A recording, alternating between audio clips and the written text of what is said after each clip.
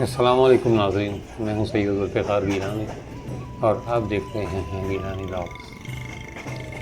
ہم اس وقت ہیں انڈس برج پر، حیدرآباد اور کوٹری کے درمیان ریلوے برج، جسے کوٹری برج بھی کہا جاتا ہے۔ ایک زمانے میں یہ اپ اور ڈاؤن ٹریک دونوں کے لیے استعمال ہوتا تھا۔ پل کے ساتھ حیدرآباد کی جانب گدو نام کا ایک ریلوے اسٹیشن تھا، جہاں ایک ٹرین کو روک کر دوسری ٹرین کو گزارا جاتا تھا۔ یعنی یہ پل جو ہے وہ اس کے دونوں جانب ڈبل ٹریک تھی، اپ اور ڈاؤن ٹریک، لیکن یہ پل جو ہے وہ سنگل ٹریک کے لیے ڈیزائن کیا گیا تھا۔ 1980 کی دہائی میں اس کے بالکل سامنے مہران برج تعمیر کیا گیا، جس کے بعد یہ پل جو ہے وہ صرف ڈاؤن ٹریک کے حصے میں آ گیا، اور اب یہاں سے پشاور سے کراچی جانے والی ریل گاڑیاں گزرتی ہیں۔ مہران برج کا فاصلہ یہاں سے تقریباً 1 کلومیٹر کے لگ بھگ ہے۔ اس برج کی خاص بات یہ ہے کہ اس کے دونوں طرف جو ہے وہ سڑک بنی ہوئی ہے۔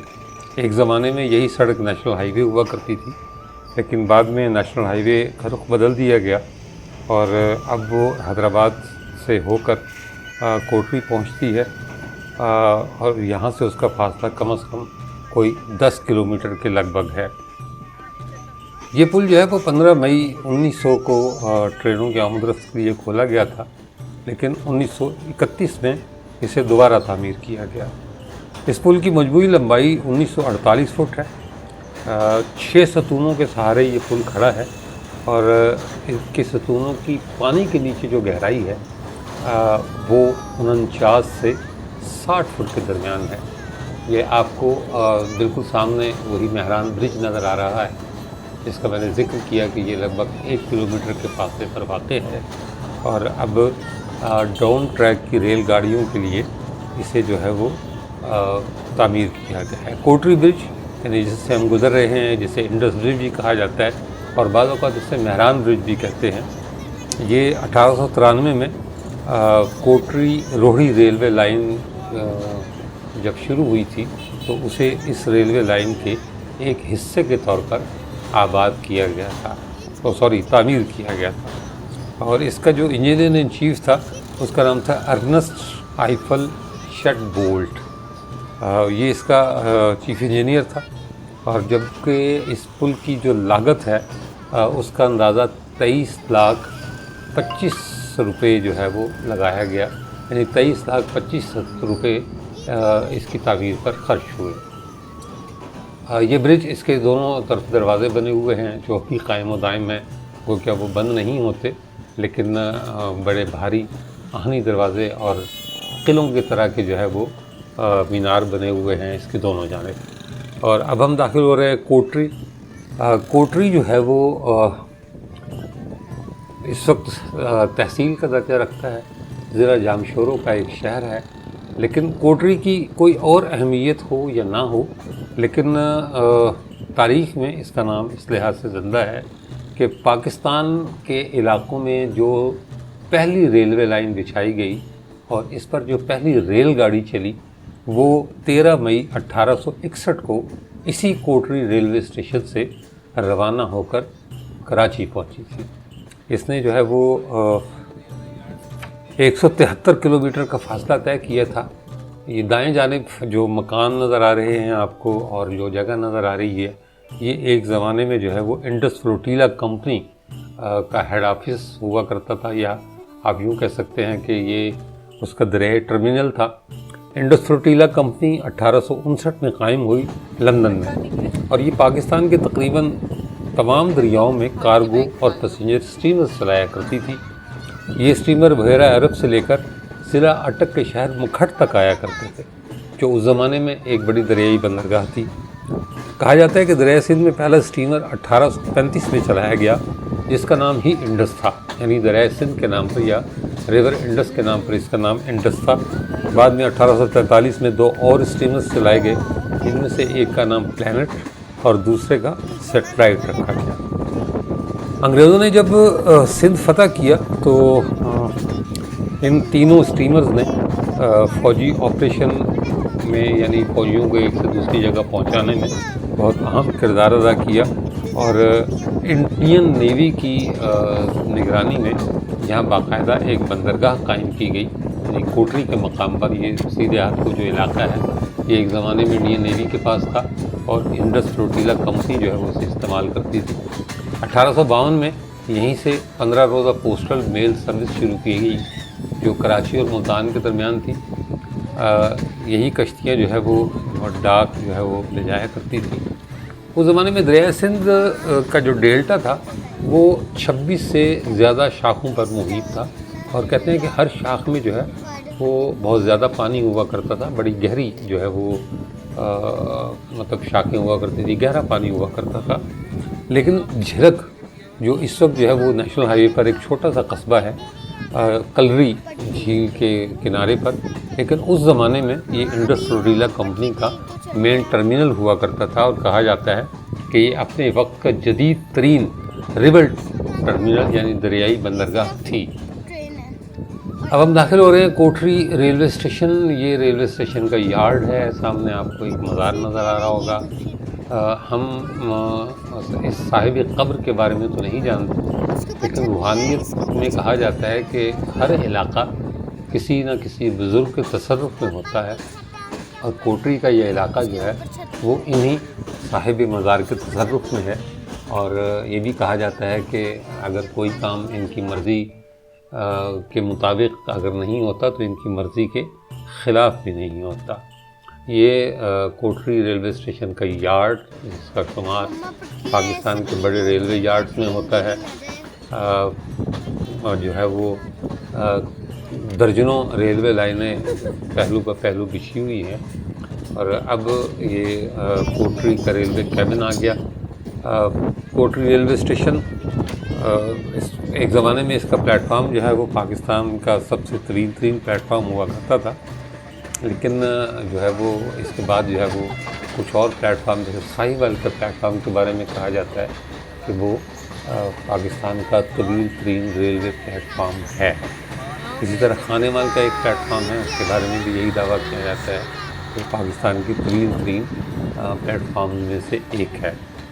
یہ کوٹری ریلوے اسٹیشن کے باہر جو ہے وہ کچھ ٹریک مشینز کھڑی ہیں جن کی مدد سے ریلوے ٹریک بچھایا جاتا ہے اور ان کی مرمت کی جاتی ہے۔ یہ کوٹری جنکشن نہایت قدیم درخت جو دکھائی دے رہے ہیں۔ کوٹری ریلوے اسٹیشن جو ہے وہ اتنا ہی پرانا ہے جتنی پرانی پاکستان میں ریلوے ہے، یعنی 1861 میں ہی جو ہے وہ اسے تعمیر کیا گیا تھا، لیکن بعد میں اس میں بہت سی تبدیلیاں ہوئیں، اور اب یہ جدید ترین جو ہے وہ ریلوے اسٹیشن ہے۔ خوبصورت ریلوے اسٹیشن میں اس کا شمار ہوتا ہے۔ بہت سی تبدیلیاں آ چکی ہیں۔ اس زمانے میں چونکہ اسٹیم انجن چلا کرتے تھے، اس لیے یہ واٹرنگ اسٹیشن تھا۔ یہاں سے اسٹیم انجن میں بھی پانی بھرا جاتا تھا، اور ٹرینوں میں بھی پانی بھرا جاتا تھا تاکہ وہ مسافروں کے کام آ سکے۔ حیدرآباد کو تو چند سال پہلے ایک بڑے ریلوے اسٹیشن کا درجہ دیا گیا ہے، لیکن اس سے پہلے پاکستان میں جتنی بھی ٹرینز چلا کرتی تھی وہ لازمی طور پر کوٹری اسٹیشن پر رکتی تھیں۔ تقریباً 20 سے 25 منٹ یا آدھا گھنٹہ ان کا سٹاپ ہوتا تھا۔ یہاں ان میں پانی بھی بھرا جاتا تھا۔ اس زمانے میں اس اسٹیشن پر بڑی رونق ہوا کرتی تھی۔ اسٹیشن تو آج بھی اتنا ہی بڑا ہے، لیکن اب یہ اتنا بارونق نہیں رہ گیا جتنا بارونق پہلے ہوا کرتا تھا۔ اب یہاں قدرے ویرانی ہے۔ یہ کوٹری سے کراچی کی طرف جو ہے وہ جو ریلوے لائن جا رہی ہے یہ وہ ہے۔ ذکر ہو رہا تھا انڈس فلوٹیلا کمپنی کا، ایک بار پھر جو ہے وہ انڈس فلوٹیلا کمپنی کی طرف لوٹتے ہیں۔ کہا جاتا ہے کہ انڈس ڈیلٹا کی جو شاخوں کا وہ حصہ جو سمندر کے بالکل قریب تھا، ان میں چونکہ اتھلا پانی ہوا کرتا تھا، اس لیے سامان کو چھوٹی کشتیوں کے ذریعے کراچی کی بندرگاہ سے جھرک پہنچایا جاتا تھا۔ جھرک جس کا تھوڑی دیر پہلے میں نے ذکر کیا آپ سے، آج تو یہ کلری جھیل کے کنارے واقع ہے۔ یہاں جو ہے وہ کلری نہر جو ہے، جسے کلری بیگار فیڈر بھی کہا جاتا ہے، وہ بھی آپ کو دکھاتے ہیں۔ وہ کینجر جھیل میں جو ہے وہ گرتی ہے جا کر، لیکن اس زمانے میں یہ ایک بہت بڑی بندرگاہ تھی۔ تو ان کشتیوں میں سامان بھر کر جھرک لایا جاتا تھا اور پھر وہاں سے انڈس فلوٹیلا کمپنی کے اسٹیمرز چلا کرتے تھے جو ملتان اور کالا باغ تک آتے تھے۔ ملتان جو ہے وہ زیادہ تر سامان لایا جاتا تھا۔ ملتان کا فاصلہ اس وقت کراچی سے دریا کے راستے 945 کلومیٹر تھا، اور کہا جاتا ہے کہ یہ طویل فاصلہ جو ہے وہ 40 دن میں طے کیا جاتا تھا، یعنی اسٹیمرز کی جو رفتار ہے وہ سست ہوتی تھی، لہذا تجارتی سامان پہنچانے میں خاصا وقت لگتا تھا۔ یہ کوٹری ریلوے اسٹیشن کے دوسرے دو پلیٹ فارم جو ہے نا وہ دائیں سمت ہیں اور 2 پلیٹ فارم بائیں طرف ہیں۔ ابھی بھی ہم کوٹری ریلوے اسٹیشن سے ہی گزرے ہیں، چونکہ یہاں سے ٹرینیں 15 کلومیٹر فی گھنٹہ کی رفتار سے کراس کرتی ہیں، اس لیے ٹرین کی رفتار جو ہے وہ انتہائی سست ہے۔ کہا جاتا ہے کہ انڈس فلوٹیلا کمپنی کی جو کشتیاں تھیں یہ برکن ہیڈ اور لندن میں تیار ہوتی تھی، اور پاکستان میں یا اس وقت جو ہندوستان کا وہ حصہ جو پاکستان کہلاتا ہے، وہاں ان کشتیوں کو چلانے کا ذمہ دار جو شخص تھا وہ جان برونٹن نامی ایک انگریز تھا۔ یہی بعد میں Karachi Kotri railway line project کا چیف انجینئر بھی بنا، اور جب اس کا جو افتتاح ہوا ہے وہ 13 مئی 1861 کو ہوا، اس وقت بھی جان برونٹن ہی اس کا چیف انجینئر تھا۔ 1878 میں جب کراچی کو ریلوے ٹریک کے راستے لاہور سے ملایا گیا تو پھر انڈس فلوٹیلا کمپنی کا وجود ختم ہو گیا، لیکن جب تک کوٹری برج نہیں بنا، یعنی 1900 تک اس کی جو اسے کھولا گیا تھا ٹریفک کے لیے، وہ تھا 1900 میں کھولا گیا تھا، 25 مئی 1900، تو 25 مئی 1900 تک کشتیوں کے ذریعے سامان جو ہے وہ کوٹری پہنچایا جاتا تھا ریلوے ٹریک کے ذریعے، اور پھر انہیں بوگیاں جو ہے وہ پوری کی پوری اسٹیمر پر لوڈ کر دی جاتی تھی اور انہیں دریائے سندھ پار کرایا جاتا تھا، اور پھر حیدرآباد انہیں پہنچایا جاتا تھا، اور پھر حیدرآباد سے وہ ریلوے ٹریک پر جو ہے وہ رکھ دی جاتی تھی، کیونکہ حیدرآباد سے آنورڈ ملتان تک جو ہے وہ ریلوے ٹریک مکمل تھا، تو پھر وہ جو ہے وہ ریلوے ٹریک کے ذریعے انہیں ملتان لے جایا جاتا تھا۔ یعنی بڑا دقت طلب اور مشقت کا جو ہے وہ کام تھا جو اس وقت انجام دیا جاتا تھا۔ یہ جو کوٹری ہے اب تو خیر اتنا مشہور نہیں رہ گیا، لیکن اس انڈس فلوٹیلا کمپنی جس کا میں نے ذکر کیا، اس کی باقیات جو ہے وہ اب بھی کوٹری میں موجود ہیں۔ یہ آگے جی کے بی فیڈر نہر جو غلام محمد بیراج یا کوٹری بیراج سے نکلتی ہے اور کینجر جھیل میں جو جا کر گرتی ہے۔ کینجر جھیل کا جو مطلب ایک بیراج چھوٹا سا بنایا ہوا انہوں نے، وہ جو ہے وہ جھرک کے مقام پر ہے، اور وہاں سے یہ نہر کینجر میں گزرتی ہے۔ کینجر ابھی آئے گی تھوڑی دیر میں جھمپیر کے پاس، تو آپ کو کینجر کے بارے میں بتائیں گے کہ کینجر جو ہے وہ کیوں مشہور ہے۔ پاکستان کی میٹھے پانی کی دوسری سب سے بڑی جھیل ہے، اس کا نظارہ آپ کو کرائیں گے، کیونکہ وہ کئی میل تک ریلوے ٹریک کے ساتھ ساتھ چلتی ہے۔ یہ نیشنل ہائی وے کو سپر ہائی وے سے ملانے کے لیے اوور ہیڈ برج بنایا گیا ہے، جو نیشنل ہائی وے کوٹری سے گزرتی ہے، اور سپر ہائی وے جو ہے وہ کوٹری کے باہر سے حیدرآباد سے براہ راست کراچی جاتی ہے۔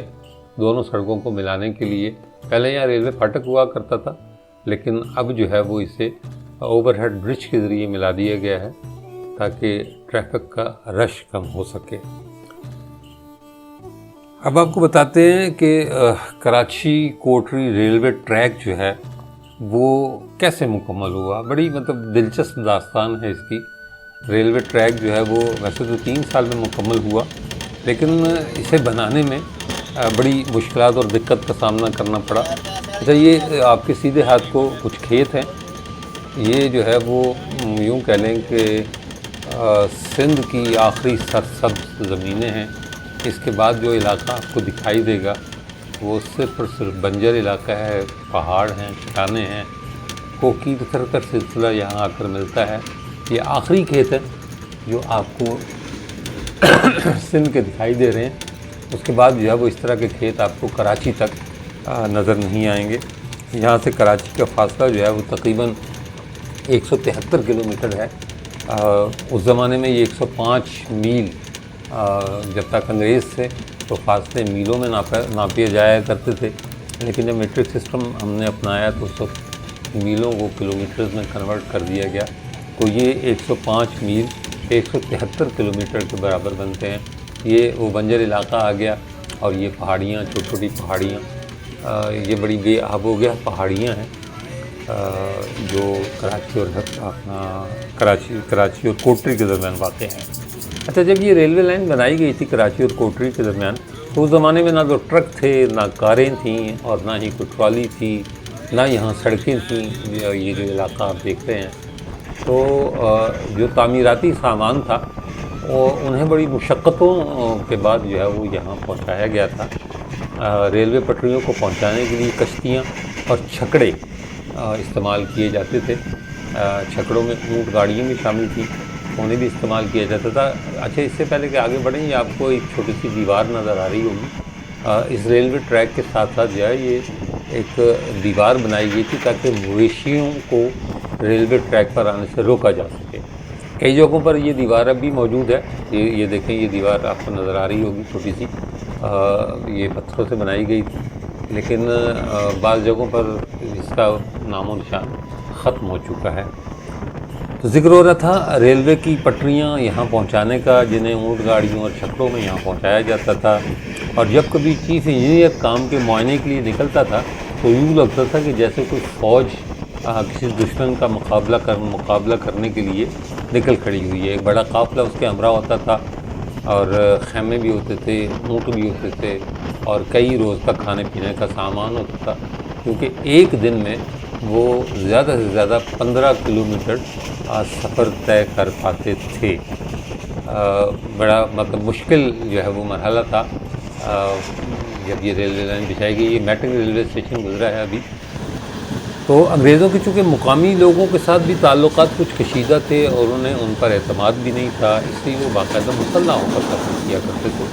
اس قافلے کے ساتھ ساتھ جو ہے وہ گارڈ چلا کرتے تھے، جو فوجی یا نیم فوجی ہوتے تھے، اور وہ اس قافلے کی حفاظت کیا کرتے تھے۔ بعض اوقات ایسا بھی سننے میں آیا کہ مقامی لوگوں سے اس انگریز قافلوں کی آپس میں جو ہے مڈبھیڑ ہوئی، اور کچھ جھڑپیں بھی ہوئی، جن میں کچھ لوگ جو ہے وہ زخمی بھی ہوئے۔ جان برونٹن کا میں نے ذکر کیا، وہی اس کا انجینئر ان چیف تھا، چیف انجینئر۔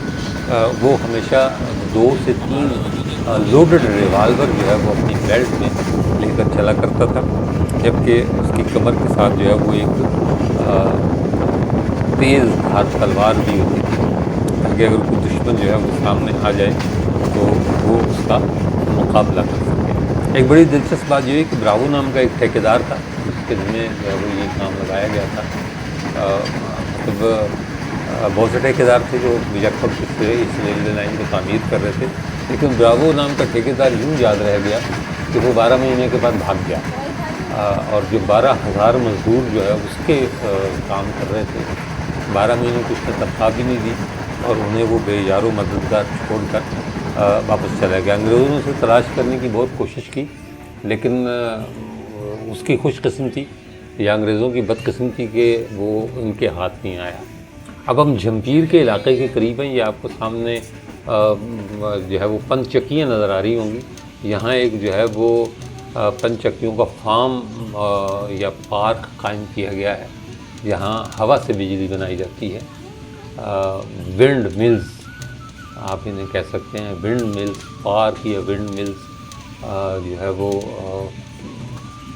بجلی گھر جو ہے، یہ جو ہے وہ پہ ہوا کی چکیاں لگی ہوئی ہیں، یعنی ونڈ ملز جن سے بجلی پیدا کی جاتی ہے، اور یہ بجلی جو ہے وہ نیشنل گرڈ میں شامل کی جاتی ہے۔ ایک وسیع رقبے پر جو ہے وہ یہ جو ہے وہ بہت بڑے بڑے سائز کے پنکھے لگائے گئے ہیں، اور ان پنکھوں کی مدد سے اچھا اس علاقے میں ہوا بہت تیز چلتی ہے۔ جھمپیر کا جو علاقہ ہے وہ اپنی تیز ہواؤں کے لیے بہت زیادہ مشہور ہے۔ تو یہ اسی لیے ان علاقوں میں اس علاقے میں بجلی پیدا کرنے کے لیے، ہوا سے بجلی پیدا کرنے کے لیے یہ پاکستان کا پہلا اور واحد جو ہے وہ پارک ہے جہاں ہوا سے بجلی پیدا کی جاتی ہے۔ جھمبیر کے علاقے میں بڑی عجیب و غریب جو ہے وہ روایتیں ہیں۔ کہتے ہیں کہ جھمبیر جو ہے وہ کئی ہزار سال سے آباد ہے۔ یہ کینجر جھیل کے کنارے ہے۔ کینجر جھیل کا نظارہ ہم آپ کو تھوڑی دیر میں کرائیں گے۔ کہتے ہیں کہ جب 710 میں محمد بن قاسم شیراز کے گورنر تھے تب انہیں حجاج بن یوسف نے سندھ پر حملہ کرنے کے لیے بھیجا۔ محمد بن قاسم نے 6000 کا لشکر اور بہت سارے اونٹ ساتھ لے کر سندھ کا رخ کیا۔ یہاں ایک قلعہ تھا جھمبیر کے مقام پر جسے ہیم کوٹ کہا جاتا تھا، اور یہ بھی کہا جاتا ہے کہ جب اپنا سیوستان پہنچا، مکران، دیبل، نیرون، گورو، سیوستان وغیرہ کو فتح کر کے محمد بن قاسم سیوستان پہنچا تو اس نے چندرام نے بغاوت کر کے اس قلعے پر جو ہے وہ پھر سے قبضہ کر لیا تھا۔ محمد بن قاسم نے بغاوت ناکام بنانے کے لیے محمد بن مصعب کو 1000 گھوڑ سوار اور 2000 پیادوں کا لشکر دے کر وہاں بھیجا۔ سیوستان والوں نے قلعے سے باہر نکل کر جنگ کی مگر جیت نہ سکے، جس کے بعد چندرام مجبور ہو کر جھم کی طرف فرار ہوئے۔ اس کے جھم کہہ لیں یا جھم کہہ لیں، بہرحال جو بھی ہے، محمد بن مصعب نے جنگ میں فتح یاب ہو کر محمد بن قاسم سے ملاقات کی، اور اسی دوران راجہ داہر کا ایک ساتھی موقع پر وسایو، اس نے غداری کی اور وہ محمد بن قاسم کے ساتھ آ ملا۔ یہ خبر جب راجہ داہر کو پہنچی تو اس نے اپنے بیٹے یسینیہ کو جنگی تیاری کے ساتھ بیٹ یعنی جزیرے کی قلعے میں بھیجا کہ اسلامی لشکر پانی سے گزر نہ سکے۔ جسینہ کا لشکر کوتکا ندی کے کنارے پہنچا۔ دوسری طرف جسینہ کے لشکر کا سامنا کرنے کے لیے محمد بن قاسم کا لشکر بھی جھند اور کرہل کے علاقوں میں آ پہنچا۔ کہتے ہیں کہ حالات کیونکہ ناموافق تھے اس لیے عربی لشکر کو 50 دن تک وہاں ٹھہرنا پڑا، جس کی وجہ سے اناج اور گھاس کی کمی ہو گئی، جبکہ مختلف گھاس کھانے کی وجہ سے گھوڑے بیمار ہو گئے۔ جب گھوڑا بیمار ہوتا تو اسے کاٹ کر خوراک کے طور پر استعمال کیا جاتا۔ جھم کا علاقہ اسی رقبے پر مشتمل ہے جس کا مرکز اب جھمپیر ہے، جبکہ جھم کا مطلب ہے نشیبی علاقہ۔ اس علاقے کو اس لیے بھی نشیبی علاقہ کہنا ٹھیک ہے کہ دور تک یہاں نشیب ہے، اور اب آپ کو یہ جو ندی وہ پانی جو نظر آ رہا ہے یہ بنیادی طور پر کینجر جھیل ہے۔ عام طور پر اسے کلری جھیل بھی کہا جاتا ہے۔ یہ پاکستان میں میٹھے پانی کی دوسری بڑی جھیل ہے، اور کراچی کو پانی فراہم کرنے کا سب سے بڑا ذریعہ ہے۔ یہاں بے شمار پرندے آتے ہیں اور اسے پرندوں کے لیے ایک محفوظ پناہ گاہ قرار دیا جاتا ہے۔ سردیوں میں خاص طور پر سائبیریا کے علاقے سے بہت سے پرندے یہاں آتے ہیں۔ ایک سیاحتی مقام بھی ہے، اور اس کے ساتھ ایک بہت ہی دلچسپ اور رومانوی داستان جو ہے وہ منسوب ہے، جسے نوری جام تماچی کہا جاتا ہے۔ کہتے ہیں کہ اس میں ایک زمانے میں اس علاقے کا ایک حکمران تھا جس کا نام تھا جام تماچی۔ وہ ایک خوبصورت عورت نوری پر عاشق ہو گیا۔ نوری جو ہے وہ کینجر جھیل پر جو ہے مچھیرے جو آباد تھے ان کی بیٹی تھی۔ مچھیروں کا رہن سہن عموماً کشتیوں پر ہی ہوتا تھا۔ مرد مچھلیاں پکڑا کرتے تھے اور ان کی عورتیں مچھلیاں بیچا کرتی تھیں۔ ایک دفعہ ان مچھیروں کے ہاں بہت خوبصورت لڑکی پیدا ہوئی۔ وہ لڑکی اتنی حسین و جمیل تھی کہ مچھیروں کی پوری آبادی اسے دیکھنے آنے لگی۔ جب لوگوں نے دیکھا کہ جو ہے وہ اس کی شکل و صورت بہت خوبصورت ہے تو انہوں نے اس کا نام ہی نوری رکھا، یعنی نوری، نور سے نوری۔ نوری جو بڑی ہوتی گئی اس کی خوبصورتی بھی بڑھتی گئی اور دور دور تک اس کے حسن کے چرچے پہنچے۔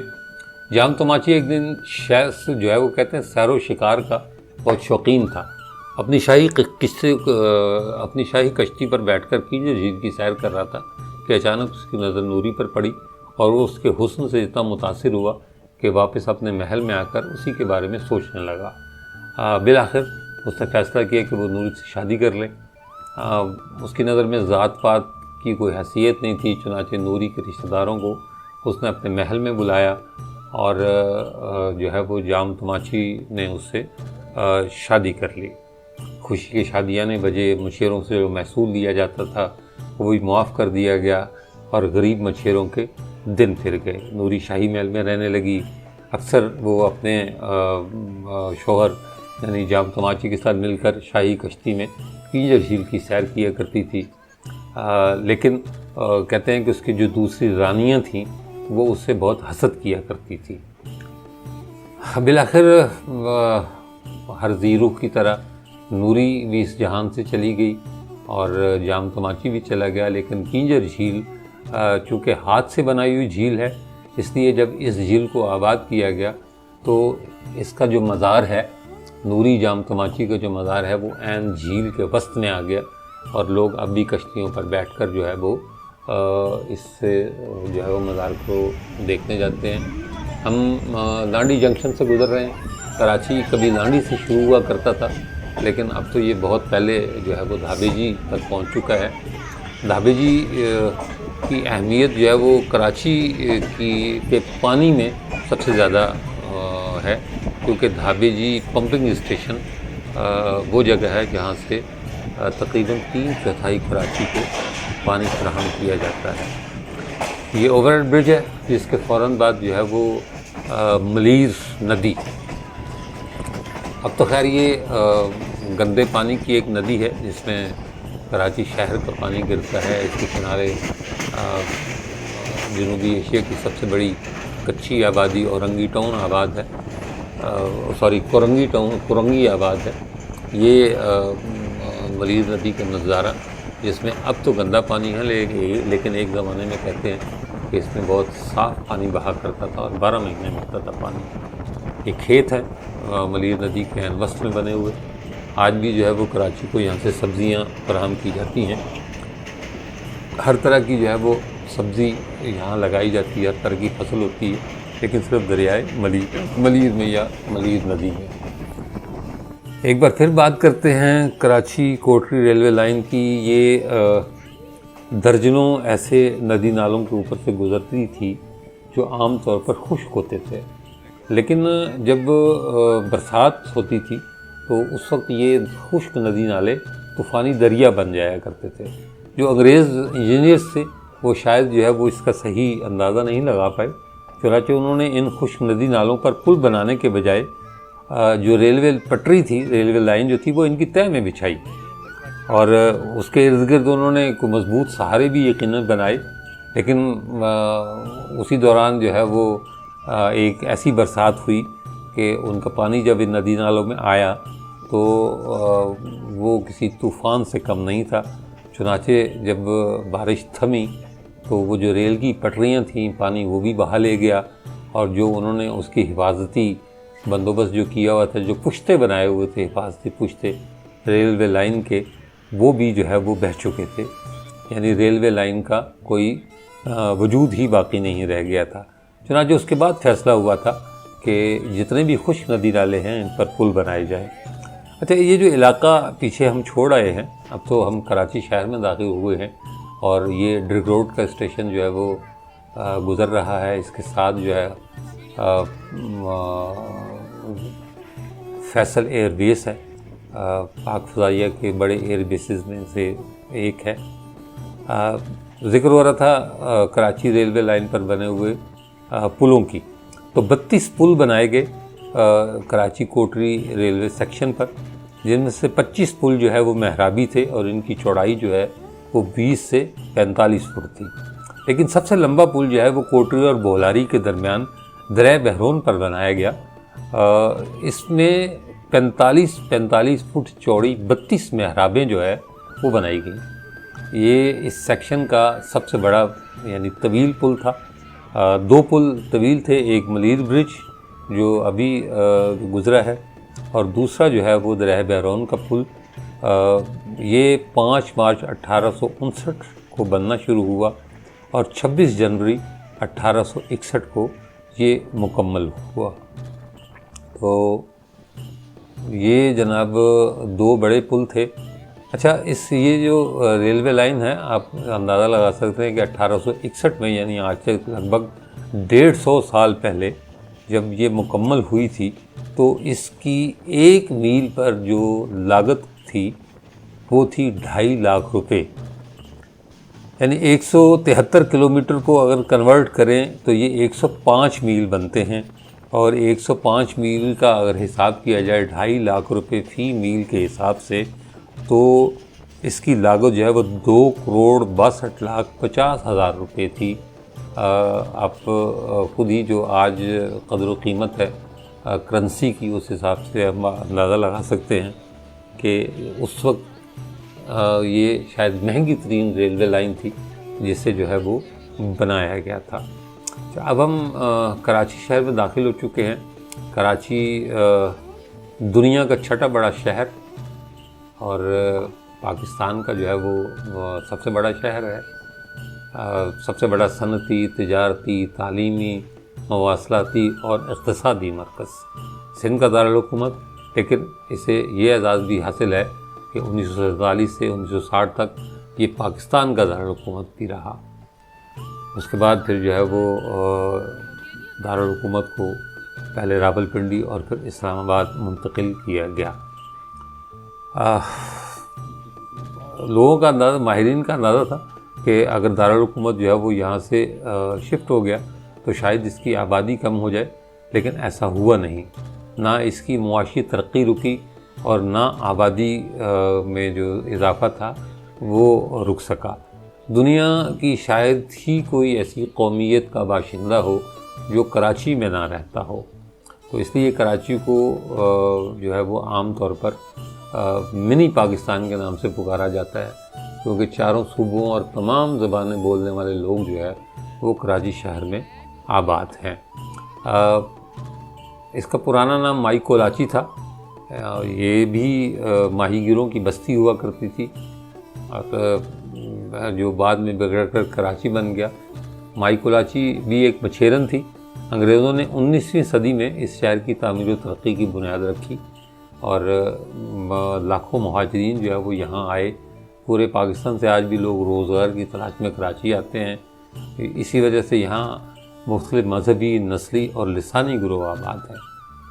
80 اور 90 کی دہائی کراچی کی بدترین دہائیوں میں شمار ہوتی ہے، کیونکہ یہ وہ زمانہ تھا جب کراچی لسانی فسادات، تشدد اور دہشت گردی کا شکار رہا، اور یہ حالات اس حد تک خراب ہوئے کہ باقاعدہ فوج کو اس میں مداخلت کرنی پڑی۔ کئی بار جو ہے وہ کرفیو لگائے گئے۔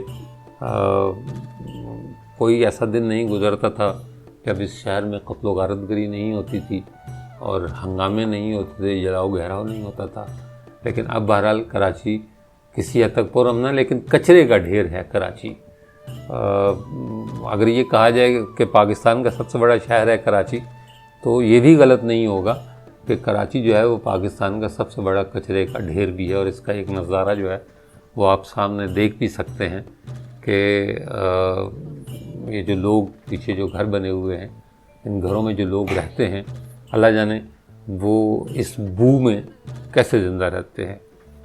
آپ جب سے کراچی لانڈی سے، ایک زمانے میں کراچی شروع ہوتا تھا، لانڈی سے لے کر کراچی کینٹ ریلوے اسٹیشن تک جو ہے وہ اسی طرح کچرے کے ڈھیر نظر آئیں گے۔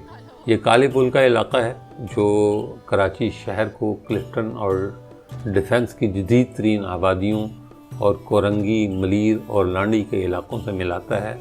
پہلے ایک ہی پل ہوا کرتا تھا جسے کالا پل کہا جاتا ہے، لیکن اب کالے پل کے ساتھ جو ہے وہ ایک اور پل بن گیا ہے جو دو رویا ہے، لیکن آج بھی اس علاقے کو کالا پل کے نام سے ہی پہچانا جاتا ہے۔ یہ کراچی کینٹ کے بالکل نزدیک ہے، شمال کی جانب یہ پل واقع ہے، اور ویسے تو ریلوے لائن کے دونوں طرف جو ہے وہ میرا خیال ہے 200 میٹر تک جو ہے وہ کچھ بھی بنانے پر پابندی عائد ہے، لیکن کراچی کے شہری جو ہے وہ ان پابندیوں سے آزاد ہیں۔ یہ ہے جی پرانا کالا پل جو جس کا میں ذکر کر رہا تھا، اس کے نیچے بھی کچرے کے ڈھیر ہیں، اور مطلب ٹرین میں جو کھلی کھڑکیوں میں لوگ جاتے ہیں، کھلی کھڑکیاں کھول کر جو لوگ جاتے ہیں، وہ یہاں سے گزرتے ہوئے انہیں بھی یہ بو محسوس ہوتی ہے۔ حیرت ہے کہ جو لوگ یہاں مستقل طور پر آباد ہیں وہ اس بو میں زندہ کیسے ہیں۔ لیکن کہا جاتا ہے کہ جب بو جو ہے وہ آپ کے رچ بس جاتی ہے آپ کے دماغ میں، آپ کے ناک کے نتھوں میں، تو پھر آپ کو محسوس نہیں ہوتی۔ تو کراچی کے بارے میں جو ہے وہ یہ بھی کہا جاتا ہے کہ قدیم یونانی جو ہے وہ کراچی کے موجودہ علاقے کو مختلف ناموں سے جانتے تھے، جیسے کروکولا، جب الیگزینڈر نے وادی سندھ میں اپنی مہم پوری کی اور بابل روانہ ہوا تو وہ یہیں جو ہے وہ خیمہ زن ہوا تھا۔ اس کے قریب ہی جو ہے وہ جزیرہ منوڑا ہے، جسے اس زمانے میں بندر مورونتورو بابا جو ہے وہ کہا جاتا تھا۔ آج کا وہ منوڑا ہے۔ اسی طرح جو الیگزینڈر کا سپہ سالار تھا نیارکس، وہ بھی یہیں سے اپنے وطن کو گیا تھا، اور باربیکون جو ہندوستانی یونانیوں کی باختری مملکت کی بندرگاہ تھی۔ اسے دیبل بھی کہا جاتا ہے۔ کچھ لوگ کہتے ہیں کہ یہ محمد بن قاسم کا دیبل بھی تھا، لیکن بعد کی جو تحقیقات ہے یا بعد کی جو ریسرچ ہے اس سے یہ ثابت ہوا کہ دیبل جو ہے وہ بھمبور کے پاس تھا، جو ضلع ٹھٹہ میں ہے، اور کراچی کا جو ہے وہ دیبل سے کوئی تعلق نہیں، بلکہ یہ وہی مچھیروں کا شہر تھا جس کا نام جو ہے وہ مائی کولاچی، ایک مچھرن کے نام پر جو ہے وہ رکھا گیا تھا، اور پھر یہ جو ہے وہ کراچی میں تبدیل ہوا۔ کراچی بھی کہتے رہے انگریز، لیکن بعد میں پھر اس کے جو ہجے ہیں وہ کراچی بنا دیے گئے۔ تو کراچی جو ہے وہ آج بھی تہذیب و ثقافت کا مرکز ہے۔ کہتے ہیں کہ جی یہ جو مائی کولاچی ہے وہ کہتے ہیں کہ مکران کا کوئی ایک علاقہ ہے کولانچ، تو اس کی ایک بلوچ مائی تھی جو کولانچ سے ہجرت کر کے یہاں آئی تھی۔ اب اللہ جانے کہ وہ جو مکران کا علاقہ کولانچ تھا یا ایک بلوچ مائی اس کا نام کولانچ تھا، لیکن بہرحال اسی کولانچ کی مناسبت سے اسے مائی کولاچی کا نام دیا گیا۔ زیادہ تر آبادی اس زمانے میں اس کی بلوچ تھی، اور لیکن پھر آہستہ آہستہ جو ہے نا وہ دوسرے لوگ بھی آ کر آباد ہو گئے۔ 1772 میں مائی کولاچی کو مسقط اور بحرین کے ساتھ تجارت کرنے کے لیے بندرگاہ کے طور پر جب تبدیل کرنے کا فیصلہ کیا انگریزوں نے، تو پھر جو ہے وہ اس شہر کی قسمت بدلنا شروع ہوئی اور یہ ایک تجارتی مرکز بن گیا۔ کہتے ہیں کہ یہاں ایک شہر کی فصیل بھی مطلب شہر کے گرد جو ہے وہ فصیل بھی ہوا کرتی تھی، اور مسقط سے توپیں جو ہے وہ درآمد کر کے اس کی فصیل پر نصب بھی کی گئیں۔ فصیل میں 2 در تھے۔ بلوچی میں در جو ہے وہ گیٹ کو کہتے ہیں، ایک در کا رخ سمندر کی طرف تھا، اس لیے اسے بلوچی میں کھارا در کہا جاتا تھا۔ کھارا چونکہ سمندر کا پانی کھارا ہوتا ہے اس لیے اسے کھارا در کہا جاتا ہے۔ آج بھی یہ بستی موجود ہے۔ دوسرے در کا رخ لیاری ندی کی طرف تھا، اور جو ہے وہ کہتے ہیں کہ اس زمانے میں لیاری ندی جو ہے وہ بھی ایک بہت صاف ستھرا دریا ہوا کرتی تھی، اور اس کا نام دریائے لیاری تھا۔ لوگ اس کا پانی بھی پیا کرتے تھے اور میٹھا پانی تھا، اس لیے جو لیاری کی طرف جو ہے وہ اس کا دروازہ تھا، اس کا نام جو ہے وہ میٹھا در تھا۔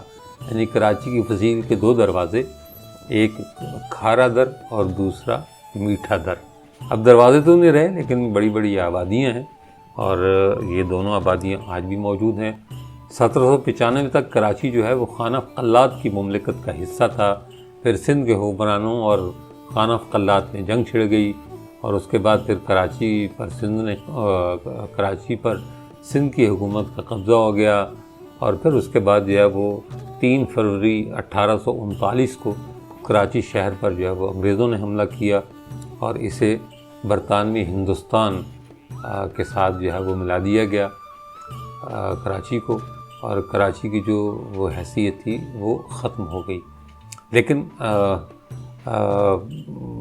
انگریزوں نے اس کی تجارت پر بہت زیادہ توجہ دی، اس کی بندرگاہ اور آبادی جو ہے وہ اسی وجہ سے تھی۔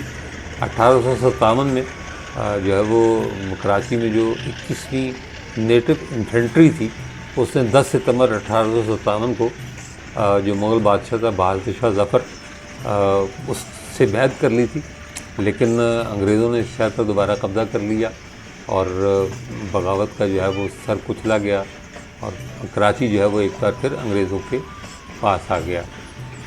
1876 میں اسی شہر میں جو ہے وہ بانی پاکستان محمد علی جناح کی ولادت ہوئی جو ہے وہ، اور یہاں ان کا مقبرہ موجود ہے، مزار قائد اعظم، جس کے گرد جو ہے وہ ایک بہت وسیع و عریض جو ہے وہ باغ بنایا گیا ہے۔ جب قائد اعظم کو یہاں دفن کیا گیا، یعنی جس جگہ مزار قائد ہے، تو اس وقت یہ جگہ شہر سے باہر ہوا کرتی تھی، لیکن اب یہ شہر کے وسط میں ہے، اور اس شہر کو اس شاہراہ کو پہلے بندر روڈ کہا جاتا تھا، لیکن جو ہے وہ اس کا نام بدل کر احمد جناح روڈ رکھ دیا گیا، اور اب احمد جناح روڈ جو ہے وہ کراچی کی شہر بھی ہے اور سب سے اہم ترین سڑک بھی ہے۔ یہی احمد جناح روڈ ہے جو نیٹی جٹی کے پل سے گزر کر، اچھا نیٹی جٹی کا جو حصہ ہے یہ جو ہے وہ اصل میں سمندر کی ایک کھاڑی ہے، سمندر کا پانی ہے، دوسری طرف کیماڑی ہے اور اس طرف جو ہے وہ کراچی ہے۔ تو کیماڑی جو ہے وہ بھی چاروں طرف سے جو ہے پانی میں گھرا ہوا ہے، ایک طرح سے آپ کہہ سکتے ہیں کہ کیماڑی بھی کسی زمانے میں ایک جزیرہ ہوا کرتا تھا، لیکن انگریزوں نے جب اس پر قبضہ کیا کراچی پر، تو انہوں نے سمندر کے اس چھوٹے سے یعنی کم چوڑے حصے پر ایک پل بنایا، اس پر ریلوے لائن بھی بچھائی گئی تھی، اسے نیٹی جٹی کا پل کہا جاتا ہے، اور اب نیٹی جٹی کے پل کے اوپر ایک بہت شاندار قسم کا فلائی اوور بنا ہوا ہے جسے جناح فلائی اوور کہا جاتا ہے۔ 3 سڑکیں اوپر نیچے بنی ہوئی ہیں، بلکہ 4 سڑکیں اوپر نیچے بنی ہوئی ہیں، اور اس کے نیچے جو ہے وہ کراچی کی مشہور جو ہے وہ فوڈ اسٹریٹ بھی قائم کی گئی ہے، جو ایک تفریح گاہ بھی ہے، اور لوگ دور دور سے جو ہے وہ کھانے کے لیے بھی آتے ہیں اور وقت بھی گزارتے ہیں۔ نیٹی جٹی کا یہ جو علاقہ ہے یہ منگروف کے جنگلات کے لیے بھی مشہور ہے، اور لوگ جو ہے وہ یہاں کشتی رانی بھی کرتے ہیں، اور اسپیڈ بوٹس بھی ہیں چلتی ہیں، کرائے پر بھی دستیاب ہیں، اور لوگ جو ہے وہ انہوں نے اپنی اسپیڈ بوٹس بھی رکھی ہوئی ہیں جو ہے وہ اس علاقے میں چلائی جاتی ہیں۔ بنیادی طور پر جو ہے وہ کراچی صنعتی اعتبار سے بے حد اہمیت کا حامل ہے۔ پاکستان کی معیشت میں کہا جاتا ہے کہ 75% سے زیادہ جو انکم ہے یا جو ٹیکس ہے پاکستان کا، اس کا دار و مدار جو ہے وہ کراچی پر ہے۔ کراچی کی بدقسمتی کہہ لیں کہ یہ بہت بے ہنگم طریقے سے پھیلا ہے، لیکن جو ہے وہ اگر یہ منصوبہ بندی سے پھیلتا تو شاید اس کا شمار جو ہے وہ دنیا کی خوبصورت ترین شہروں میں ہوتا، لیکن اس وقت اس کا شمار جو ہے وہ دنیا کے آلودہ اور گندے ترین شہروں میں کیا جاتا ہے۔ اس کی وجہ یہی ہے کہ کراچی شہر پر اقتدار کی جنگ جو ہے وہ بہت پرانی ہے۔ اقتدار کی جنگ جو ہے وہ سیاستدانوں کے درمیان ہے، عوام کے درمیان نہیں۔ عوام جو ہے وہ ان سیاستدانوں کی جنگ کے درمیان پستے ہیں، اور انہیں وہ حقوق حاصل نہیں ہو پاتے جس کی وہ توقع کرتے ہیں یا جس کا انہیں انتظار ہے یا جو ان کا بنیادی حق ہے۔ یہ سامنے پانی کی ٹنکی نظر آ رہی ہے، یہ انگریزوں کے دور کی بنی ہوئی ہے، اب یہ ناقابل استعمال ہے، لیکن بہرحال اس کا ڈھانچہ کھڑا ہے۔ یہ ساری زمین جو ہے وہ چونکہ ریلوے کی ملکیت ہے، اس لیے اس پر جو ہے وہ کسی اور ادارے کو تعمیرات کی اجازت نہیں دی جاتی۔ یہ پرانی بوگیاں کچھ کھڑی ہیں، یہ بھی خاصی قدیم ہیں، لیکن نہ انہیں ہٹانے کی زحمت گوارہ کی جاتی ہے اور نہ جو ہے وہ انہیں تاریخ کا حصہ بنایا جاتا ہے۔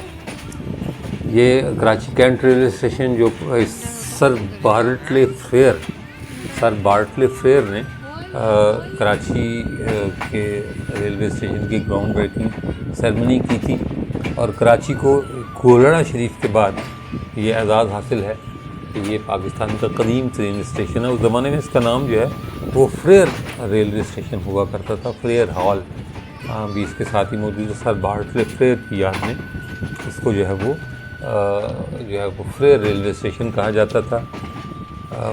کراچی سے کوٹری کا جو ٹریک، یعنی کراچی سے جو ریل گاڑیاں چلتی ہیں کوٹری جانے کے لیے، آج بھی یہ ٹریک جو ہے وہ پاکستان کا فاسٹسٹ ٹریک ہے، یعنی اس ٹریک پر جو ہے وہ ریل گاڑیاں اپنی انتہائی رفتار کے ساتھ جو ہے وہ دوڑتی ہیں۔ بعض اوقات ان کی رفتار جو ہے وہ 120 سے 140 کلومیٹر کے درمیان ہوتی ہے۔ کراچی کو یہ اعزاز بھی حاصل ہے کہ یہاں بہت سے انڈسٹریل زون ہیں، اور اس کے قریب ہی ایک مارشنگ یارڈ ہے جو پاکستان اسٹیل کے پاس ہے، اور پاکستان کا سب سے بڑا یارڈ ہے۔ اس ریلوے یارڈ کی خوبی یہ ہے کہ یہ 80 ریلوے لائنیں جو ہے وہ پہلو در پہلو جو ہے وہ بکھری ہیں، یعنی میلوں دور تک جو ہے وہ کئی کلومیٹر کے علاقے میں یہ ریلوے لائنیں جو ہے وہ بچھائی گئی ہیں۔ کراچی کینٹ ریلوے اسٹیشن میں ہم داخل ہو چکے ہیں، جو کراچی شہر کراچی سٹی کے نام سے اور کراچی کینٹ ریلوے اسٹیشن ایک دوسرے سے لگ بھگ 5 سے 6 کلومیٹر کا فاصلہ ہے، لیکن ریلوے کی 75% سے زائد ٹرینیں جو ہے وہ کراچی کینٹ سے شروع ہوتی ہیں اور کراچی کینٹ ریلوے اسٹیشن آ کر ختم ہوتی ہیں۔ اس لحاظ سے یہ کراچی کا سب سے مصروف ترین ریلوے اسٹیشن ہے۔ لاہور کے بعد دوسرا مصروف ترین ریلوے اسٹیشن، کیونکہ سب سے مصروف ریلوے اسٹیشن جو ہے وہ لاہور کو کہا جاتا ہے، اور اس کے بعد جو ہے وہ کراچی ہے۔ یہ کراچی شہر کا پلیٹ فارم نمبر، کراچی چھاؤنی کا پلیٹ فارم نمبر 1 جس پر ٹرین داخل ہو رہی ہے، یہی اس کی آخری منزل ہے، کیونکہ اس نے کراچی کینٹ پر ہی ختم ہونا ہے۔ یہ تھی کراچی سے کوٹری ریلوے لائن کی ایک دلچسپ لیکن مختصر سی داستان یا تاریخ کہہ لیں، جو آج بھی زندہ ہے۔ جب بھی کبھی اس ٹریک پر گزر ہوتا ہے یا آپ اس ٹریک پر سے گزریں تو اس سے جڑے ہوئے دلچسپ واقعات کو ضرور یاد کیجئے گا۔ جاتے جاتے میں آپ کو یہ بھی بتا دوں کہ جھمپیر میں ایک قسم کی شراب بنتی ہے جو کھجور کے درخت سے بنتی ہے، اور اس کی سب سے زیادہ مقدار جو ہے وہ کراچی شہر میں آتی ہے۔ کھجور کے درخت سے بننے والی اس شراب کو تاڑی کہا جاتا ہے، اور کھجور میں ایک خاص سوراخ کر دیا جاتا ہے اور پھر پائپ کے ذریعے اس میں سے ایک ایک قطرہ رستا رہتا ہے۔ کہتے ہیں اگر سورج ڈھلنے سے پہلے اسے پیا جائے تو نشہ نہیں ہوتا، لیکن اگر سورج ڈھلنے کے بعد پیا جائے اس رس کو، کھجور کے رس کو، تب وہ جو ہے وہ تاڑی کہلاتی ہے، اور اس تاڑی کا سب سے بڑا خریدار جو ہے وہ یہی کراچی ہے، جس میں اب ہم داخل ہو چکے ہیں۔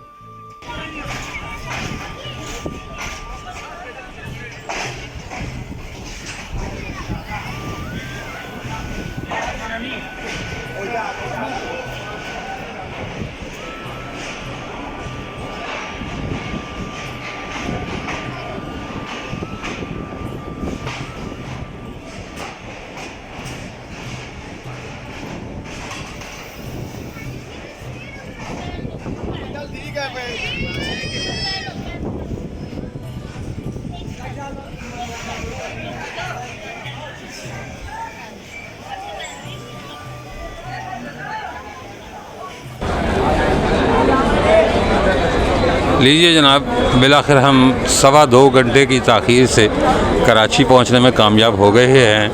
ایک عرصے بعد ٹرین کا سفر کیا، اچھا تجربہ تھا، اور ہر سفر میں کچھ نہ کچھ تجربات ہوتے ہیں، کچھ اچھے کچھ برے، لیکن میرا خیال ہے کہ یہ ایک اچھا تجربہ تھا۔ لیکن یہ کہ اگر تاخیر ہوئی ہے تو کچھ باعث تاخیر بھی تھا، یہ معاملہ پھر کبھی صحیح۔